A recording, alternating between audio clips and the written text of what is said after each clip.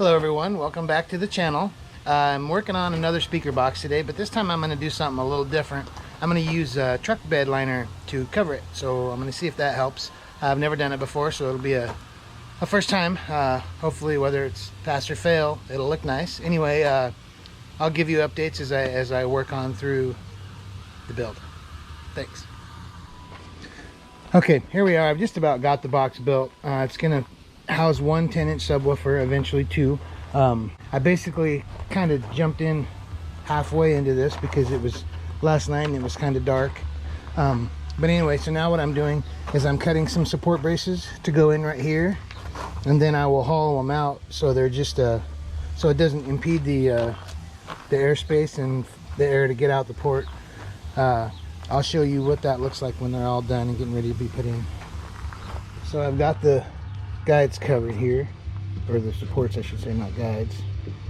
Basically what I'm going to do is I'm going to cut up along this, and then I'm going to round over the corners on it on the inside so that the air can travel smoothly. Otherwise it makes the air noisy when it comes out, and that's all you can hear normally is just the air flowing through. So all I did with for the vertical cuts was just put my skill saw, lifted it up to the height I needed before the radius, so that way I could get a nice good straight cut, and then just use my sled to run it through so it's nice and safe. All I gotta do now is just use my jigsaw and cut out the radius and the two radiuses on the straight spot, and then I'll round it over and I'll show you that in process.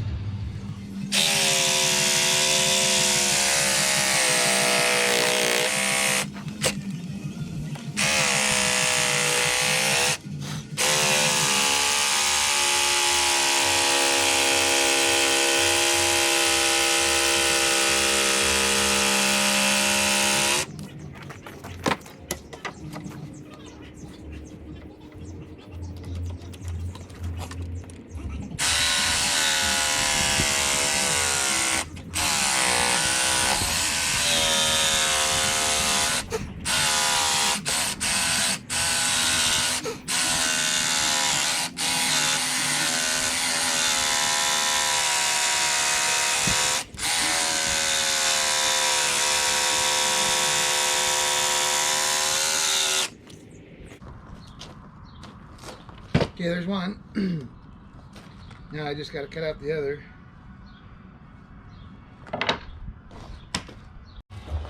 When you get done using the jigsaw on these, a lot of the time it's not exactly perfectly straight, and when you run the palm router over there, you want that bearing that guides along the edge to have as nice, as smooth as of a path as it can, because otherwise your corner will end up being wacky. So I just use a double mill file, one with a flat side, and just smooth it up to where it's nice and straight,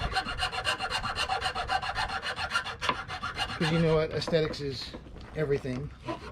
You look at something, if it looks like crap, then you automatically assume it performs like crap. I don't like that. So you just go along like this, and it gives you a nice smooth cut along the bottom for your bearing to roll across, and you just go across the whole thing. You smooth it out, and then you take the corner piece and run it right in the corner like that. Smooths that out like nobody's business. Same thing here, you just come along, clean it up, take any lip or anything that's on it that might be on it, and there, good to go. Now all we got to do is take our palm router and run it along this. It's got a guide bearing on it that allows it to be a nice smooth round over. There's another small little bit right there. Okay, now I'm gonna just run my palm router around this and clean it up real quick.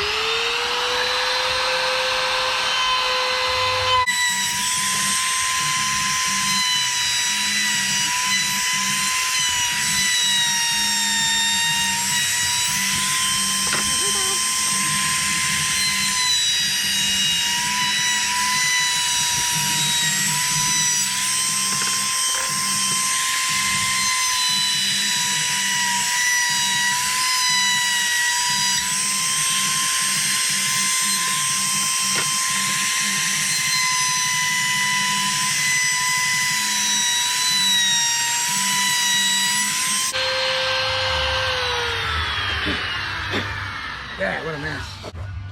You get a nice, smooth, clean, rounded over edge.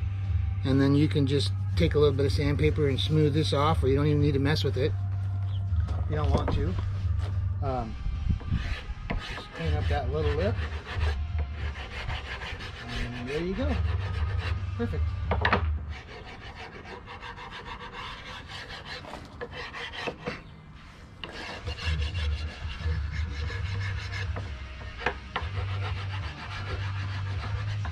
That way, when you put your support in,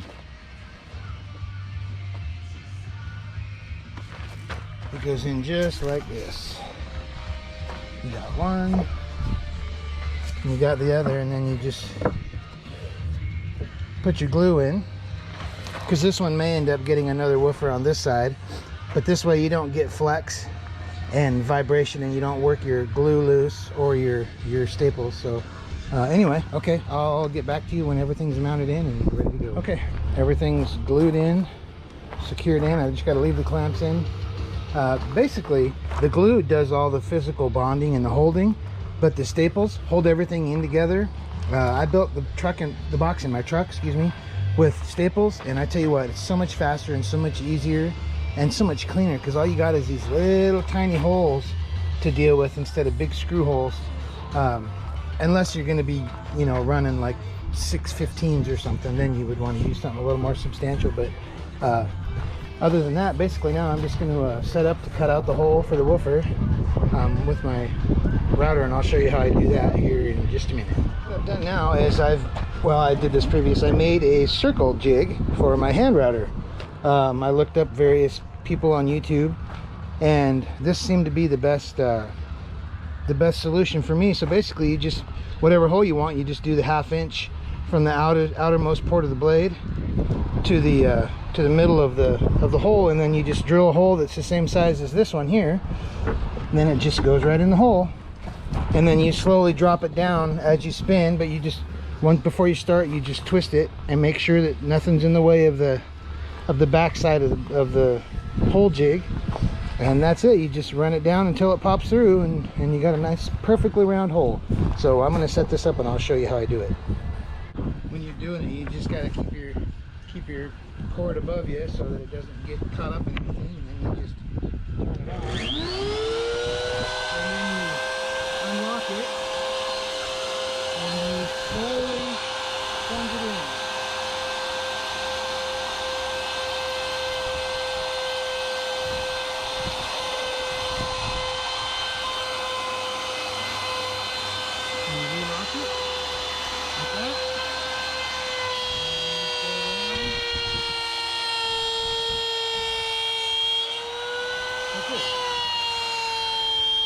Normally I use a vacuum, but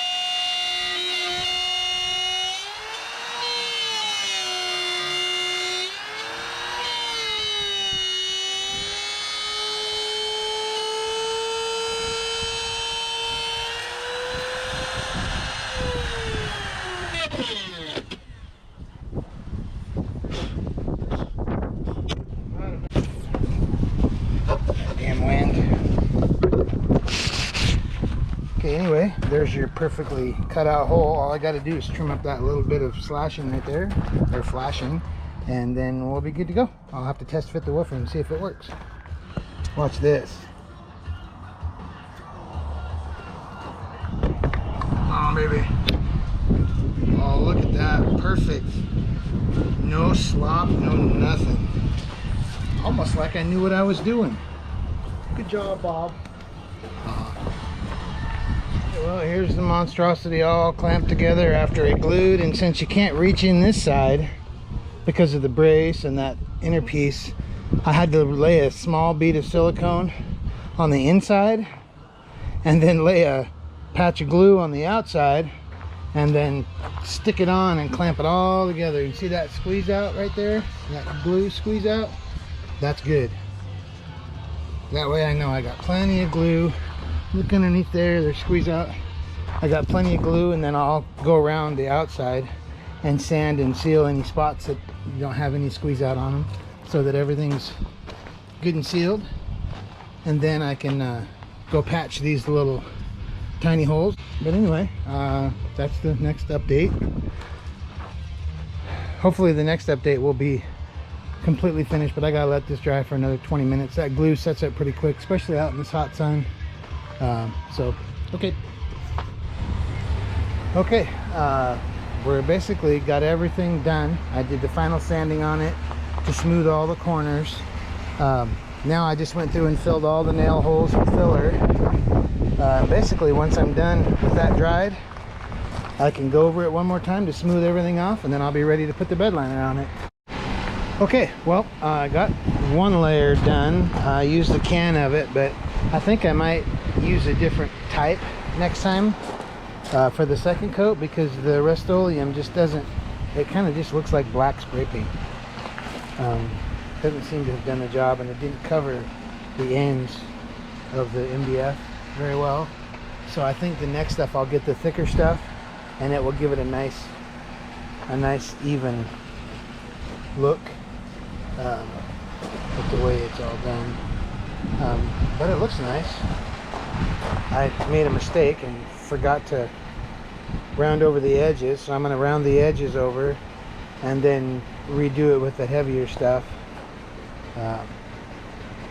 once it dries. Got a little ahead of myself, but it'll be fine. Okay, next update. I went ahead and rounded over the corners of the box. It just makes it look so much nicer. But this Rust-Oleum bed liner stuff, I just don't like the way it turned out, and I needed another can anyway, so I'm going to try a different style. There's one called Herculiner that works a lot better, and it will cover little imperfections like this, and it's got a lot bigger texture, but it still looks nice once it lays flat. But other than that, the box turned out really nice. I just gotta finish doing the rest of it, and we'll be all done. Okay, so I spoke with the owner of the speaker box, and he said he did not want to put any more on it for the bed liner. It actually turned out pretty good. It's a little shiny, but it's very durable. I mean, you can feel that it's super durable. Speaker turned out good. So I'm just gonna take it down and install it for him. That's what it looks like on the back side. Yeah, it turned out real good. So just gotta go install it. So job done. Get all the stuff off of it. Next time, I would probably use a brand called Herculiner. It leaves a lot rougher texture and it coats a lot better. This stuff looks like a heavy duty spray paint, but boy, it's very, very durable. I could tell that it wouldn't be, you wouldn't scratch it or anything very easy. And that was 2 cans. It's not perfect. It is what it is, and he wants it the way it is, so that's what he's gonna get. And anyway, so thanks for watching. I appreciate it. Be sure and stay tuned. I got a couple projects coming up that I think you're gonna like. Anyway, all right, thanks again for visiting the channel. Like and subscribe, and we will see you next time.